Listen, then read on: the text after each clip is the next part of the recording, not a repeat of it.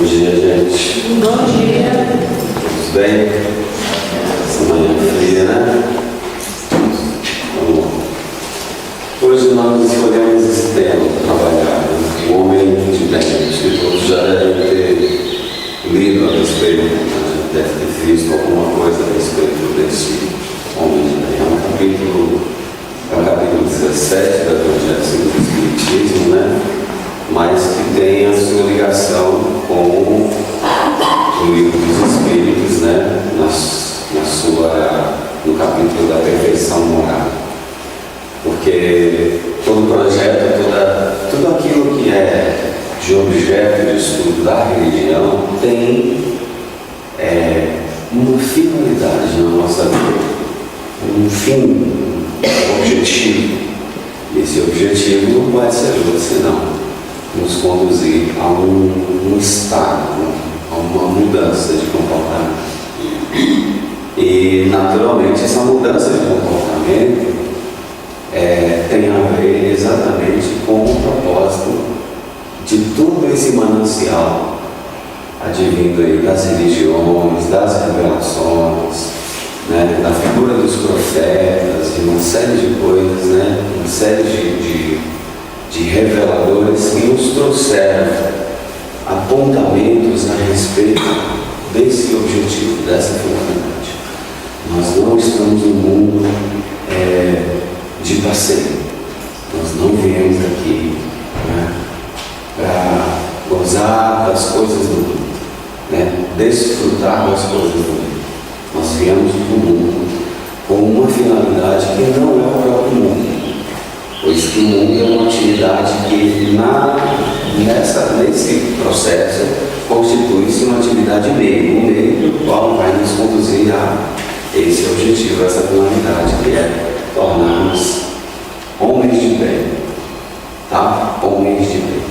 E naturalmente nós não poderíamos falar do homem de bem sem falar necessariamente das ferramentas que nos vão conduzir até esse estado. Tá? Todos nós somos pessoas boas, nós podemos considerar isso, somos pessoas boas, mas nós ainda não somos homens de bem. E nós vamos perceber isso. Quem já teve a oportunidade de ler o capítulo 17 do Evangelho, vai perceber ali alguns elementos, você fala assim, nossa, está muito distante. Está muito longe da minha realidade. Não? E eles colocam, o Kardec coloca nesse capítulo ali, alguns elementos que são apenas as premissas do homem de bem. São apenas alguns elementos, né, necessários ou básicos para a formação desse homem de bem. Né? E aí você vai ler e você fala, nossa, está muito distante. Está muito longe da minha realidade. Será que eu consigo de fato chegar a esse estado? Será que eu conseguirei chegar a esse estado? Bom, nós vamos perceber que nós temos elementos ou ferramentas. Deus nos legou ferramentas para que a gente de fato chegasse a esse objetivo, a essa finalidade. Dar-se conta dessas ferramentas, desses elementos, é importante porque inclusive vai, né, mexer aí com a nossa fé, com o sentimento de fé que nós temos. Até que ponto nós acreditamos nisso, até que ponto nós confiamos em Deus e nesse processo. Tá? Então vamos analisar algumas passagens a esse respeito. Uma delas está em Mateus, capítulo 5, versos 44 e 45, em que Jesus diz assim: eu, porém, vos digo, amai vossos inimigos e orai pelos que vos perseguem. Uma coisa fácil, né, de se fazer, né? Simples, né? Orar, amar os inimigos, né? Todo mundo aqui, né? Espírita, você já tem muito tempo aqui na casa espírita, já ouviu falar de muitas coisas a esse respeito. Então essa já deve ser uma atividade fácil de se fazer, né? De se praticar, né? Uma pessoa que te ofendeu, né? Alguém que te disse uma palavra mais áspera, não estou nem colocando contra o inimigo ainda, né? Uma querelazinha, um desajustezinho, um colega de trabalho, um companheiro de trabalho, né, que fez alguma coisa ali que te tirou do eixo, né, do eixo de equilíbrio, naturalmente, né, por sermos espíritos, a gente pondera, a gente, né, ignora, a gente releva, né, tudo bem, tranquilo, né, aprendi, a gente precisa amar, né, desenvolver a empatia, etc. Né? Ou aquele, por exemplo, que, né, causou um acidente, levando à morte de um ente querido. Né? Aí já ficou mais complicado, né? Quem sabe o indivíduo que assassinou um filho. Então, aí já ficou mais complicado. Ficou, nossa, tem que amar esse aí? Tem que amar. Por que Jesus coloca essa condição? Amar os nossos inimigos e orar pelos que nos perseguem. E aqui está aqui, olha, por quê? O porquê disso? Olha que vos torneis filhos do vosso Pai, que está nos céus. Já que seu sol desponta entre maus e bons e faz seu chuva sobre justos e injustos. Deus não faz distinção dos seus filhos. Não há da parte de Deus distinção. Gosto mais desse do que daquele. Esse daqui para mim é especial, aquele ali não. Esse aqui é melhor, aquele não. Então, Deus não olha, Deus não tem um olhar humano para os seus filhos. O olhar de Deus é para o ser espiritual. E aí a gente poderia relembrar, né, porque eu já repeti isso aqui algumas vezes. Deus cria simples e ignorante todos os espíritos, estabelecendo um ponto inicial para todos. E de igual modo, o destino é o mesmo para todos. A finalidade é a mesma para todos. Talvez isso esteja implícito numa frase de Jesus quando ele diz assim: sois deuses, podeis fazer tudo o que eu faço, é muito mais do que eu já fiz. Ou nenhuma das ovelhas que o Pai me confiou se desgarrará do rebanho. Não tem uma assim que foi condenada, não existe isso. Então, quando a gente olha para o ser humano que nos fez algo ruim, a gente tira uma fotografia da pessoa daquele momento e não atualiza o cadastro. A pessoa pode ter se arrependido do que fez, ela pode ter modificado a sua vida, corrigido o seu caráter, mas na nossa mente, a imagem que nós guardamos daquela pessoa é daquele momento. Então ela não presta. A pessoa fala: nossa, fulano melhorou, está bem de vida. Nossa, está um amor de pessoa. O quê? Eu duvido. Jamais você vai capaz de acreditar numa coisa dessa. Então essa é uma condição para que nós nos tornemos filhos de Deus. Nos tornar filhos. Eu não achava que eu já era filho de Deus, então. Não. Claro que nós somos criaturas de Deus. Deus nos criou. Mas é preciso que nós nos tornemos os seus filhos. Como? Refletindo aquilo que Ele é para todos nós. Refletindo Deus. É por isso que, por exemplo, o segundo mandamento maior da Torá é justamente o amar ao próximo como a si mesmo. Amar ao próximo como a si mesmo. E a questão não está no amor ao próximo, a questão está em quem é o meu próximo. Quem é o meu próximo? Porque isso tem a ver, por exemplo, com o interesse pessoal. Você ama, nós amamos, mas o nosso amor é um amor ainda interesseiro. Você não ama todos indistintamente. O seu amor, você ama sua mãe porque ela te deu a vida, te criou, te educou. Você ama o seu marido, o seu esposo, a sua mulher, né? A sua mãe, o seu pai, os parentes mais próximos, porque existe uma relação ali de troca entre vocês. É um amor que é amor, mas é um amor ainda interesse. Você não ama a alma, você não ama todos indistintamente. E aqui a proposta é exatamente essa: não olhar necessariamente para a situação ou para o ser, o personagem. Todos nós no mundo somos personagens. E um dia esse personagem que tem uma certidão de nascimento terá também uma certidão de óbito. Vai deixar de existir. Pensar para além das fronteiras da morte. Esse é o objetivo. Porque se eu não faço isso, se eu não faço esse movimento, dificilmente eu vou entender essa proposta de amar o inimigo. Entendendo que o inimigo, né, a ação que fez com que o indivíduo, né, criasse ali, né, desenvolvesse, despertasse em mim um sentimento de raiva, de mágoa, de ódio, né, é uma situação temporária, passageira.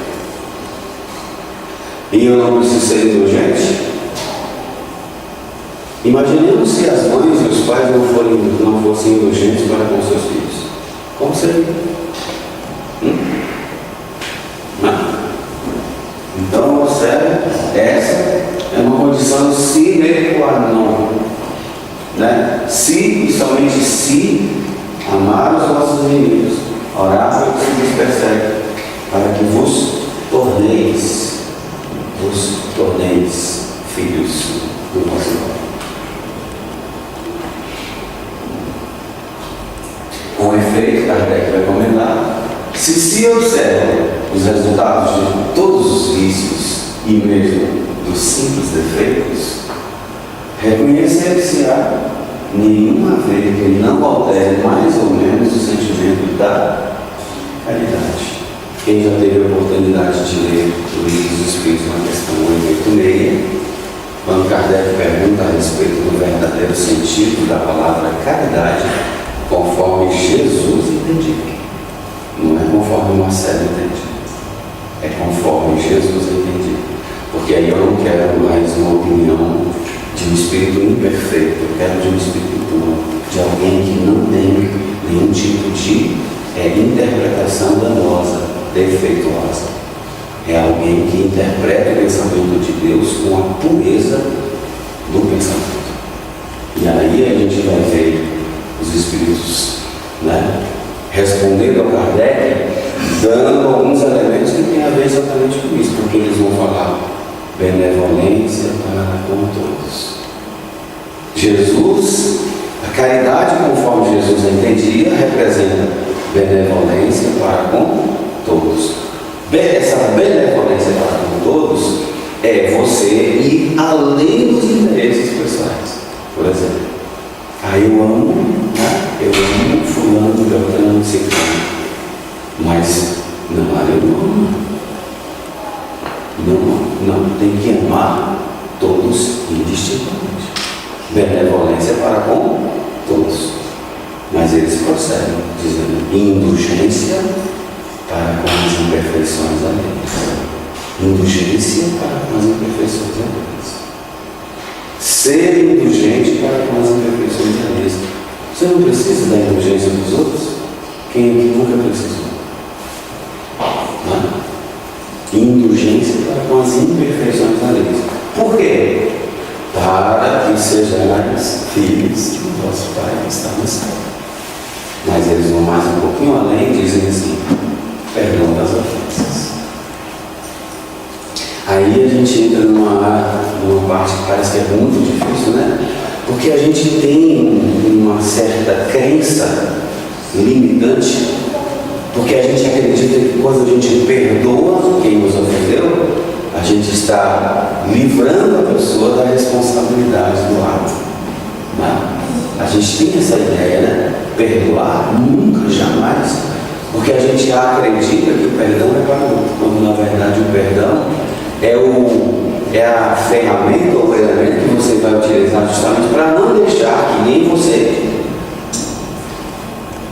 resplandeça o mal que o outro causou, ou causado pelo outro. Não deixar que em você surja um sentimento que seja contrário à lei de Deus. Por quê? Todos os sentimentos inferiores, eles nos afastam de Deus. Inveja, raiva, mágoa, ódio, ciúme, tristeza. E todos os sentimentos ou emoções derivados, né, ou decorrentes da ação dos vícios radicais em nós. Orgulho e egoísmo. Daí, preciso eliminarmos de nós essas ervas daninhas. A gente não quer se aproximar de Deus. Quando nós nos colocamos em comunicação com Deus, nós precisamos pensar nisso. Por isso que Jesus, inclusive, fala assim: olha, se chegardes diante do altar, trazendo a tua oferta, e lembrardes de que teu irmão tem alguma coisa contra ti, deixa a tua oferta diante do altar, volta e reconcilia-te com o teu adversário enquanto estás com ele a caminho. Estabelecendo o que é mais importante, o que representa para você. Porque assim, olha, oferendas, né? A melhor oferenda que podemos, para ser bem redundante, ofertar a Deus é o sacrifício deles, pessoal. E no amor aos inimigos está exatamente a marca desse desinteresse. Porque qual é o interesse que a gente tem? Não. Amar um amigo tem interesse, né? O amigo nos ama, tem uma volta. Mas amar o inimigo não nos ama. O inimigo nos odeia. O inimigo não quer ver o nosso sucesso, o nosso bem-estar, não tem nada disso. Então tem muito mais mérito em amar o inimigo. Me recordo ainda que há uma questão no Livro dos Espíritos, a 893, se não me falha a memória, em que Kardec pergunta a respeito da virtude, ou melhor, aliás, é isso mesmo, da virtude mais meritória. E os Espíritos falam assim: há sempre virtude quando há resistência voluntária ao arrastamento das paixões. Mas a mais meritória é aquela que se baseia na mais desinteressada caridade. Quando eu faço a caridade, né? Quando eu faço a caridade, mas sem interesse. Como, por exemplo, amar os inimigos. Então, não há, né? Não tem como, por exemplo, esse sentimento de caridade aqui, ó, ele não sofrer a influência dos vícios e dos defeitos. Vícios e defeitos. O que há em mim? O que em mim constitui-se vícios e o que em mim ainda constitui-se defeitos? Eu faço esse processo de análise, eu me autoanaliso a ponto de percebê-los. Eu ainda sou ciumento, eu ainda sou invejoso, eu ainda sou orgulhoso, eu ainda sou prepotente, eu ainda sou arrogante, eu ainda faço isso, aquilo. Eu ainda falo de maneira áspera, eu tenho dificuldade de perdoar, de pedir desculpas. Essas são situações que nós precisamos avaliar. Porque senão, gente, nós vamos continuar vindo, por exemplo, para a Casa do Caminho, assistindo palestras, participando dos cursos, mas sem que isso tenha nada a ver com o coração. Sem que isso modifique o meu caráter. E a proposta de Jesus, inclusive, como modelo e guia, é você conformar a sua conduta e o seu caráter a um modelo que seja melhor. Não é assim? Que seja melhor. Então Jesus é modelo. Eu preciso aplicar. Mas eu não consigo ser Jesus. Lógico, é óbvio que você não vai conseguir ser Jesus. Não é ser como Jesus. Não é ser Jesus, melhor dizendo. É ser como. Ser como não é ser igual. Mas peraí, o que eu já posso fazer aqui? E existem elementos que nos vão fortalecer para que a gente consiga resistência moral diante dessas situações, sobretudo das situações de convivência, porque aí é que está o verdadeiro desafio da espiritualidade, da necessidade de nós nos espiritualizarmos na convivência, na maneira como você lida com os parentes mais próximos, com a esposa, com os filhos, com a sogra, né? E aí você vai aprendendo a diluir ódios, diluir mágoas, vai aprendendo, por exemplo, a enxergar por trás de determinadas emoções necessidades não atendidas. A nossa comunicação, como vai dizer o psicólogo americano Marshall Rosenberg, é muito violenta. Nós não conseguimos falar de necessidades, mas nós apontamos para essas necessidades através de ações, de sentimentos, de emoções, a raiva, o ódio, através de rótulos. Você chega para o seu filho e fala assim: você é muito desorganizado. Isso é um julgamento. No fundo, por trás disso, você queria dizer para ele assim: filho, não seria melhor que nós mantivéssemos o ambiente em que a gente vive em ordem? Mas como a gente não tem ainda esse cuidado, que está presente inclusive no homem de bem, você fala o quê? Você é muito bagunceiro. É um rótulo, é um julgamento. E quando a gente faz isso, a outra pessoa, quem ouve, toma isso como uma ofensa. E naturalmente a gente tende a discutir, a reagir. Eu me defendo, porque está me defendendo, peraí lá. É como se fosse um ataque e eu preciso me defender. Então a gente vai mudando isso, mas eu preciso aplicar o modelo. Então, nesse sentimento de caridade aqui, se eu não limpar, se eu não corrigir os meus vícios, os meus defeitos, ele nunca vai ser um sentimento conforme o pensamento, conforme a interpretação. Porque todos esses vícios aqui têm o seu princípio, no egoísmo e no orgulho, que eles são a negação.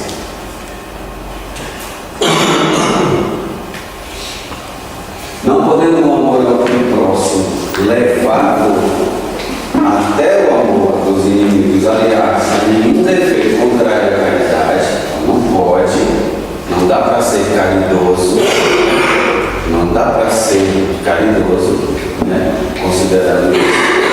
Aquele amor é sempre, portanto, indício de maior ou menor superioridade moral, porque qual a decorrência disso?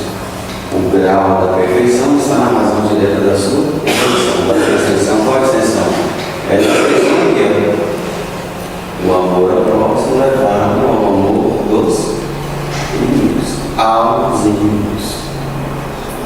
Por isso que Jesus fala, que Deus faz cair a sua chuva, não tem distinção. Ele não fala, poxa, vou fazer cair a chuva aqui, porque aqui não precisa, não, aquele ali é mau, eu não vou deixar. Ele não faz distinção, faz parte das suas leis.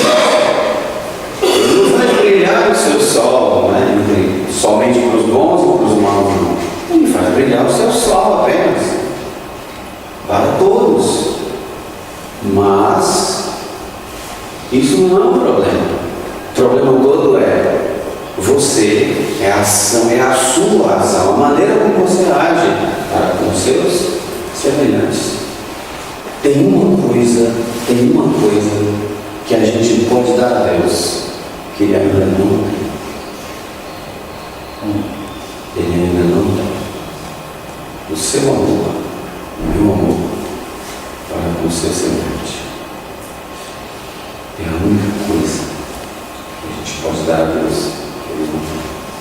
E como um pai de família, assim como um pai de família, que se rejubila quando vê os filhos todos reunidos e se amando, assim também Deus espera e aguarda de todos nós.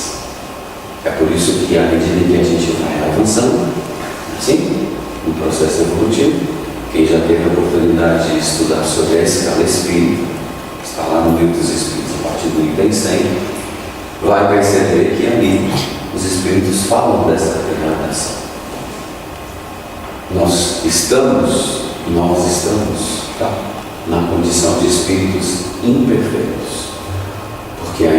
nutrimos paixões, más paixões, como inveja, raiva, mágoa, ódio, ciúme, tristeza, etc. e tal. Mas o próximo nível, né, ou a próxima ordem, é dos espíritos bons. E na condição de espírito bom, não tem mais nada disso. Agora imagine só você. Imagine você não tem mais inveja. Você não tem mais ódio. Não tem mais raiva. Não tem mais tristeza. Não tem nada. Imagine você sem tudo isso. Olha só. Que maravilha. Não seria? Não seria uma maravilha você sem nada disso? A não ser que você já tenha, né? Tudo isso. Pode ser que você já tenha, não sei. Vai que. Então, observe.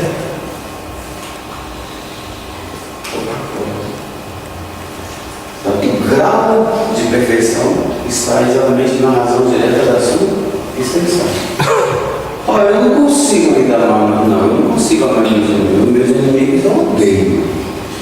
Então, aí você já sabe que essa condição revela grau de perfeição, porque ela está na razão direta da sua extensão. O quanto você estende esse sentimento de amor, o quanto de interesse existe em você em amar o outro.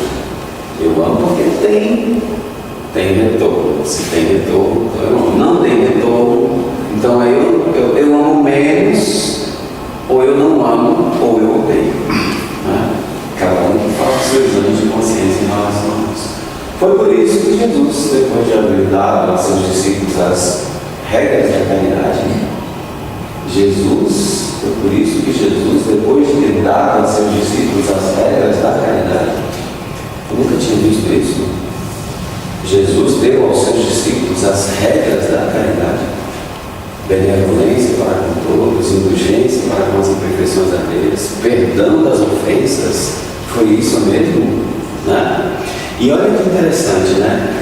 Eu não sei se vocês já tiveram a curiosidade, mas assim, de analisar os apóstolos de Jesus, mas dentre eles, por exemplo, tinha um tal de Levi, que é o Mateus que escreveu um dos evangelhos, né? O primeiro evangelho está lá, né? É o de Mateus. Era publicano. Muito querido pelas pessoas, inclusive, né? Os publicanos eram assim, adorados. Os judeus adoravam os publicanos. Né? Claro que não, gente. Ele era odiado. Não é? Mas, né? Jesus convida um publicano para fazer parte aqui dos seus apóstolos. Imagina. E a primeira dificuldade que os apóstolos tiveram foi exatamente a de convivência. Porque imagina, você se reúne, no caso deles, né, em torno de Jesus. Imagine Simão Pedro acordar às 5 horas da manhã, que o pescador acorda cedo, né? Jesus está lá na mesa, lá tomando café com ele. Então a primeira dificuldade que eles tiveram foi exatamente essa, ó. Jesus não estava preocupado em eles, né, em divulgarem, nada disso, era ali, ó. Cuida primeiro do grupo, da convivência. Resolve aí as querelas entre vocês, tanto assim, não é? Que antes, né, de ser preso e culminar com a sua crucificação e morte, ele diz para eles assim: o último mandamento vos deixo, o último mandamento vos dou, que vos ameis uns aos outros, como eu vos amei. Não baseado nas relações de interesse, mas desinteressadamente, incondicionalmente, porque isso era necessário. Isso é necessário para todo aquele que queira permitir que Jesus governe a sua vida. Se você não fizer isso, você vai fazer assim, né? Eu ainda consigo, né? Uma chateaçãozinha, uma coisa que eu não consigo perdoar. Mas, se for mais além disso, se me causar um dano, um prejuízo, eu já não consigo. Mas essas regras, na realidade, que Jesus deixou aos seus apóstolos, depois que ele fez isso, deu as regras da caridade. Com que finalidade? Com a finalidade de que eles se tornassem homens de bem. Se nós pegarmos o Evangelho, a divisão que Kardec faz do Evangelho, a gente vai perceber ali a ordem didática dos capítulos. Por que o capítulo A Perfeição Moral está justamente no capítulo 17? Depois dele ter falado, né, sobre as 3 revelações, né, falar sobre as lutas moradas, fazer um estudo amplo a respeito das aflições humanas, no capítulo 5, né, bem-aventurados os aflitos, falar sobre as bem-aventuranças e aí depois combinar com a perfeição moral. Porque não é necessário toda teoria, é igual o Livro dos Espíritos. O Livro dos Espíritos, na terceira parte do Livro dos Espíritos, que começa na questão 614, quando ele vai discutir a respeito da lei divina, lei natural, lei divina. Ele vai dar teoria, são teorias, ele vai falar sobre as várias leis, são teorias. Essa teoria, ela, ok, beleza. Todo mundo aprendeu, vamos praticar. E a prática vai culminar exatamente no capítulo, na perfeição da perfeição moral, que é onde ele vai trabalhar as paixões, os vícios, os defeitos, o conhecimento de si mesmo, questão 919, que é uma questão bastante discutida e bastante conhecida, porque se eu não me conheço, de maneira alguma eu vou reconhecer em mim, por exemplo, vícios, defeitos, de maneira alguma eu vou perceber o que em mim precisa de reformas, se eu não faço esse autoconhecimento, se eu não me autoanaliso, se eu não passo a observar, por exemplo, a maneira como eu reajo diante de tal ou tal circunstância, diante de tal ou tal palavra, diante de tal ou tal reação, se eu não observo esse comportamento interno, se eu não passo a observar e se eu não percebo se ele é compatível ou incompatível com as regras da caridade, como é que eu vou me transformar? Eu continuo a exemplo lá, indo para o templo oferecer a minha oferenda, e nós oferecemos muitas oferendas ainda hoje, viu? Elas só mudaram o rótulo, deixaram de ser animais, pessoas, etc., mas passaram a ser outras coisas, até comportamento. Se o Senhor me garantir tal coisa, eu deixo de fazer, é uma oferenda. Você está negociando com Deus. E isso, veja bem, Deus diz, nossa, puxa, não ajuda isso aí, eu gostei dessa proposta sua, eu te dou tal coisa, Claro. Então, assim, sem nenhuma infantilidade da nossa parte, hoje, com o conhecimento que a doutrina espírita nos proporciona, ainda mantemos um relacionamento com Deus dessa maneira. Nós precisamos ser honestos e sinceros com Ele e conosco, para que essa espiritualidade ela ganhe força e a gente perceba exatamente o que de fato nós podemos fazer para estarmos cada vez mais próximos dele, de Deus.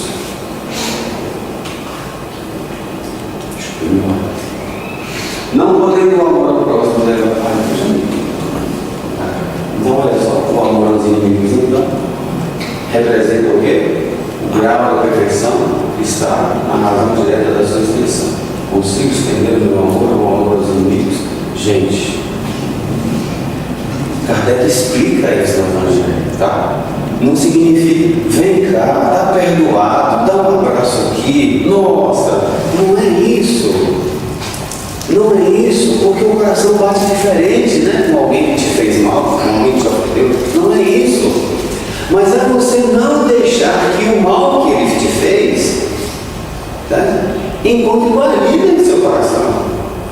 Você não pode, é por isso que Jesus fala assim, olha, quando te baterem na face direita, oferece-lhe a outra.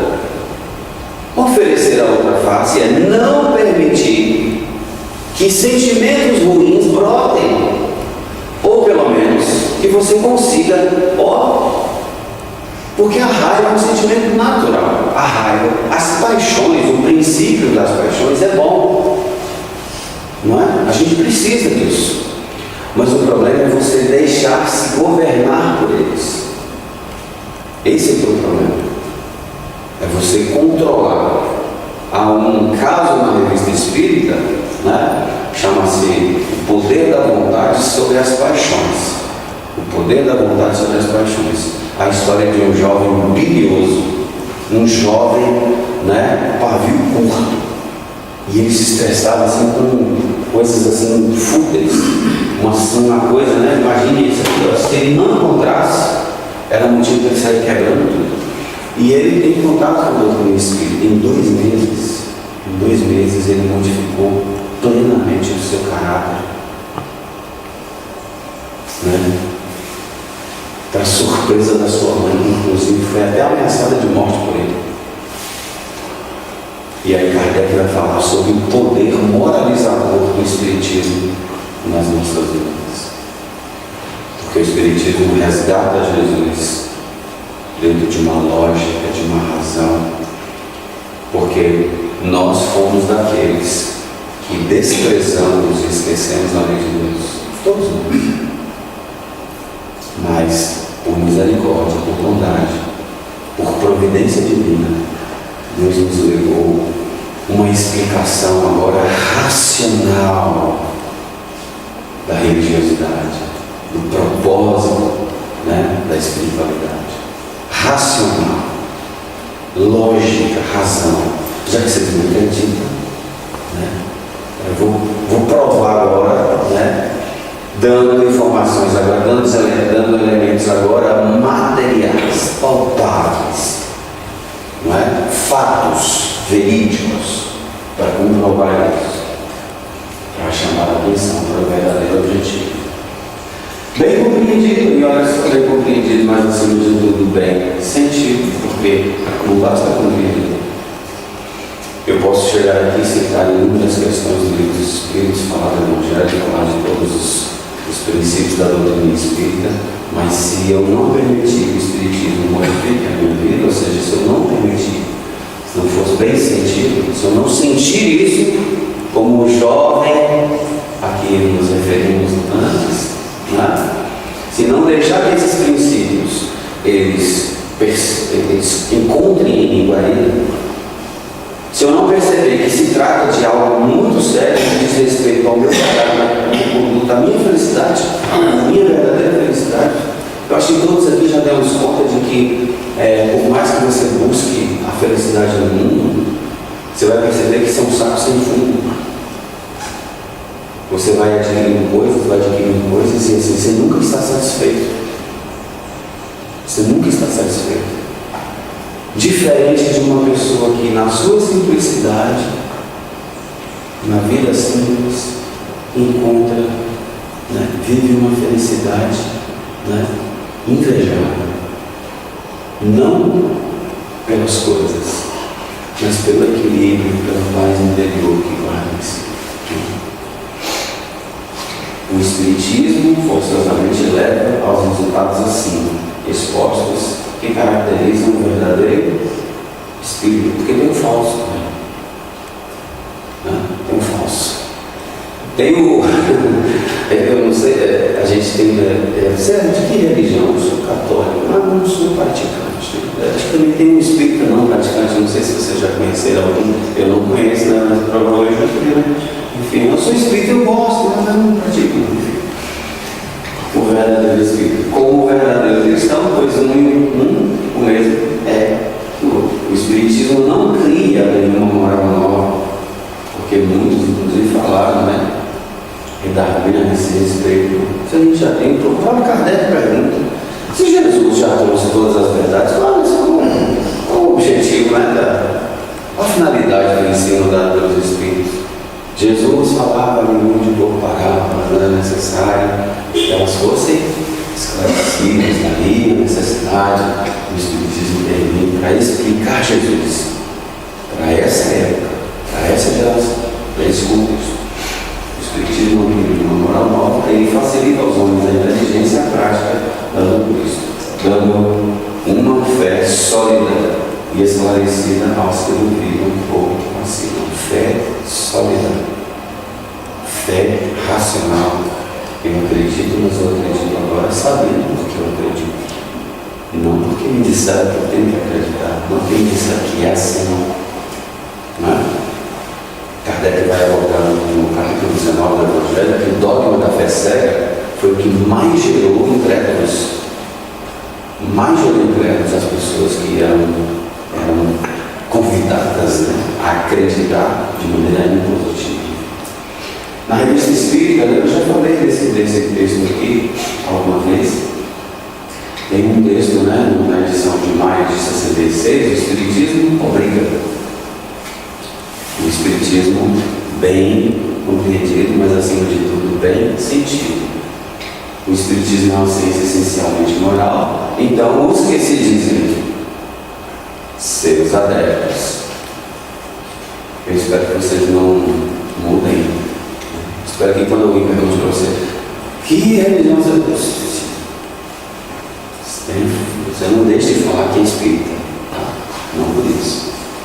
Então, aqueles que se dizem seus adeptos não podem, sem cometer uma grave inconsequência, subtrair-se as obrigações que ele impõe. Quais são essas obrigações que o Espiritismo nos impõe? Elas são de duas ordens. A primeira concerne o indivíduo que, ajudado pelas qualidades intelectuais que a doutrina espalha, pode. O que o Espiritismo pode fazer? E aí você me disse se realmente foi isso, né? Melhor compreender o valor de cada um dos seus atos. Fazer um questionáriozinho praticando aí, se realmente isso, né, faz sentido para você. Depois que você conheceu a doutrina espírita, depois que você teve contato com ela, né, você pode perceber isso? Que você passou a melhor compreender o valor de cada um dos seus atos, das suas ações, das suas atitudes. Melhor sonda todos os refolhos de sua consciência. Melhor sonda os refolhos da sua consciência. Não é na lei, não é na consciência que está escrita a lei de Deus? Até que ponto ela está desperta nessa consciência? Até que ponto ela está desperta nessa consciência? Até que ponto, na minha vida como um todo, na maneira como eu lido com as situações e circunstâncias, na forma como eu lido com pessoas, né? Até que ponto, né, melhorou essa sonda, né, a respeito da maneira do que. Porque o que é a consciência? A consciência é um pensamento. É algo que se passa no seu mundo íntimo. Ninguém tem acesso a ela. Não é assim? E a gente acha que a gente consegue enganar as pessoas, né? Você fala com uma pessoa, você não gosta dela, como vai, que linda, né? Mas por dentro, nossa. Então, é você ter esse cuidado. Porque Jesus, inclusive, eleva essa observação para esse campo. Para a gente perceber que o Espiritismo, inclusive, traz Jesus de volta. Ouviste do que foi dito aos antigos, não matarás. Eu, porém, vos digo, aquele que olhar para o seu irmão, que era uma forma, né, de desprezo usada pelos judeus. Então, você olhar para a pessoa com um olhar de desprezo e cuspia no chão, dizia uma palavra, raca. Né? Ele está condenando o quê? Está condenando isso, ó.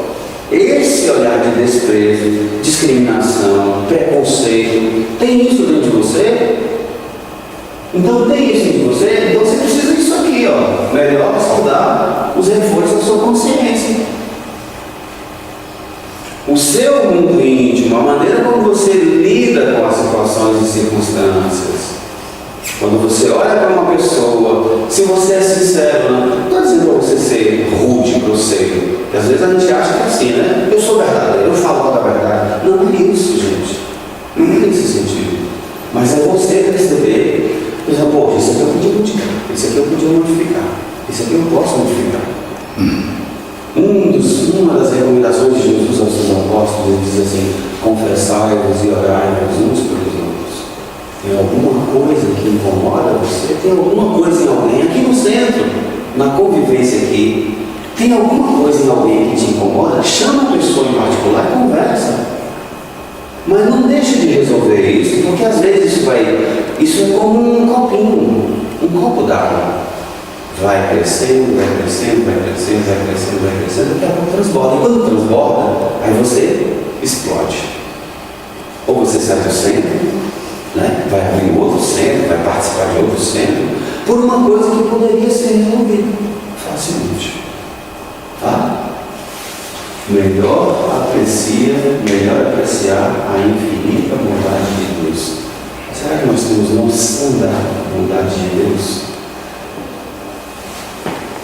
Porque assim, tudo aquilo que foi dito a respeito dele, por exemplo, o sistema de céu, inferno e purgatório, por exemplo, almas que foram, né, condenadas ao inferno. Para com isso, gente. Né? Deus deixa sempre aberto, por exemplo, a porta do arrependimento. É por isso que ele está aqui encarnado. Graças a Deus. Né? Justamente pela possibilidade que Deus nos dá de reparar os maus ou os males causados.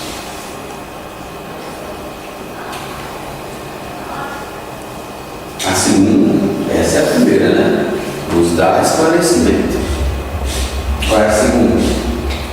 A segunda ordem das obrigações do Espírita, que decorre necessariamente da primeira, e a completa é a do exemplo, que é o melhor meio de propagação e renovação.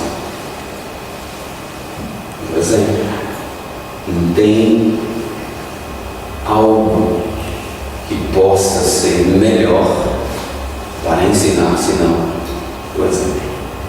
O exemplo que você dá. Na maneira como você convive, na forma como você trata seus semelhantes, na forma como você se comporta no mundo, diante da sociedade, no respeito que você tem aos semelhantes, às leis, na maneira como você lida com todos, na resignação com que você suporta a dor, o sofrimento, a perda de um ente querido. Isso representa um exemplo. Isso representa um exemplo. E acredite, tudo isso é simbolizado como um fermento na massa, que você a princípio não vê resultado nenhum, né? Você pega uma porção muito pequena de fermento e coloca numa massa, né? E aí espera. E o que acontece? O fermento penetra toda a massa e ela cresce. A ação do fermento.